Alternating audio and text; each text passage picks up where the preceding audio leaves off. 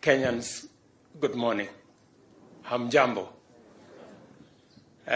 Mzee Jaffa, nimekusikiza kwa makini na umesema mambo mengi. Kati ya yale mambo umesema ni kwamba wewe ni 5th generation ya jamaa alitoka mahali fulani akafika huku Kenya 1860. Nataka ujue ya kwamba sio nyinyi peke yake mlifika huku, hata sisi wote tulifika, kwa sababu huyu Rigiji na Musalia walitokea kule Central Africa, mimi na wengine tulitoka kule Sudan. Sasa tumefika sisi wote, na we are now here, all of us, as a country of equals, and everybody, despite coming from anywhere. Some came earlier, some came later. There are even those who are still arriving. But we are all one community and one nation. And that's why I am very happy this morning to be here to commission a vital logistical installation, which is of great importance to our economic efficiency and national competitiveness. The establishment of a specialized logistics facility goes a long way in enhancing the country's productivity and competitiveness by increasing cargo handling efficiency, thereby maximizing the capacity of the railway infrastructure to support stronger economic performance. Kenya is the gateway to East and Central Africa, and through our port of Mombasa, we are able to serve our own inland territory as well as neighboring countries by facilitating both inbound and outbound movement of goods and people. This way, our national transport system performs a vital economic role in supporting our region's exports and imports, as well as promoting regional integration. Additionally, Kenya aspires to ensure its international competitiveness in various important sectors. We recognize the role of infrastructure in providing the connectivity required to anchor levels of efficiency that can keep our economy competitive on a continuous basis. Further, Kenya recognizes the need of investing in greater infrastructure capacity with a view to achieving high productivity and robust economic performance that is commensurate with our stated aspirations as set out in the National Economic Development Blueprint Vision 2030. Developing seamless transport and communications connectivity is inevitable in the interest of stimulating productivity along every value chain across various sectors throughout the country. It is also critical to enhance national and regional socio-economic integration. We have been committed to reducing the time needed for goods and services to move from producers to consumers, and a dense network of effective infrastructure is a necessary imperative. Railway transport remains the most efficient means of transporting large volumes of cargo across territories.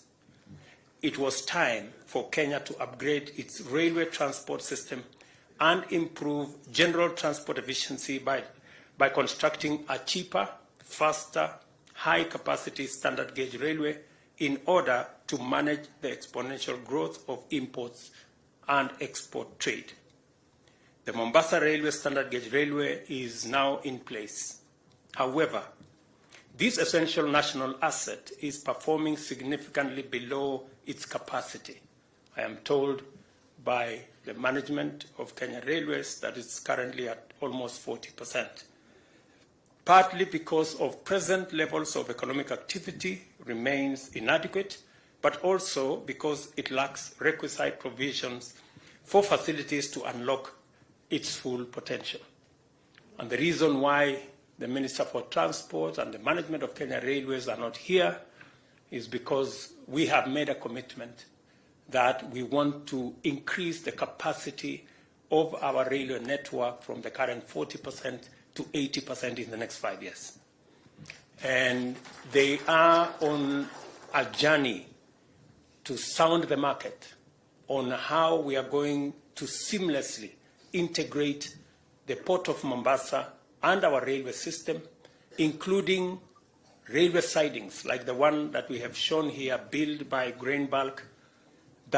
Those kind of facilities of railway sidings, including making it possible to deliver as near as possible to agents and to destinations. That last mile is part of the ecosystem we are trying to develop to increase the efficiency of our railway and to deliver more to as near the destination as is possible, apart from also expanding our ecosystem of manufacturing and value addition. And I want to say that we are in the final stages of expanding what we have in Naivasha as an industrial city. The government of Kenya is going to increase or add an additional 5,000 acres to be brought under the special economic zone in Naivasha, as we do the same in the 3,000 acres in Mombasa. And as was announced by the Minister for Trade and Industry, we are also in the process of setting up another 5 special economic and export zones around the country so that we can better use the infrastructure that is being put in place, including the infrastructure that has been ably put together by the Grain Bulk company. It is clear that the Nairobi Freight Station was intended to serve as a hub of cargo transport on the SGR. However, it cannot perform the function of a rail freight terminal because specialized facilities for handling bulk freight and container cargo were not developed. And I want to thank this great company for being among the first to invest in that space. I want to encourage other companies, instead of being on the sidelines, to work with the government of Kenya, and we are willing and ready and able to facilitate others to come on board so that we can have a competitive environment that gives us best results. I remember having a chat with my good brother Mujtaba, and I asked him whether he has any problem with competition. He says to me, competition makes him better. And I think that is the spirit that we... Further to this, there remains urgent need to effectively complement the evacuation of significantly increased and rapidly growing cargo throughput at the Port of Mombasa by developing specialized bulk handling as well as receiving facilities both in Nairobi as well as in other discharge points.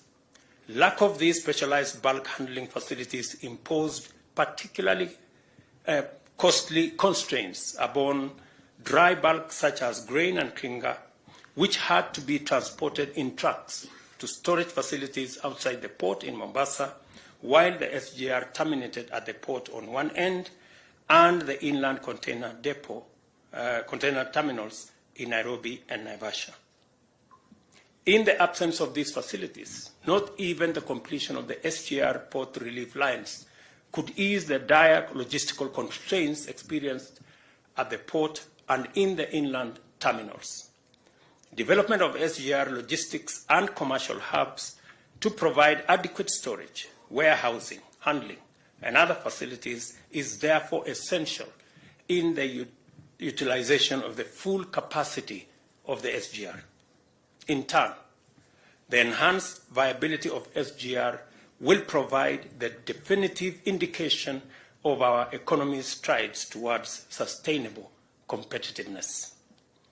The government of Kenya has identified partnerships with the private sector as a highly appropriate delivery model for many projects under the 5 pillars of the bottom-up economic transformation plan.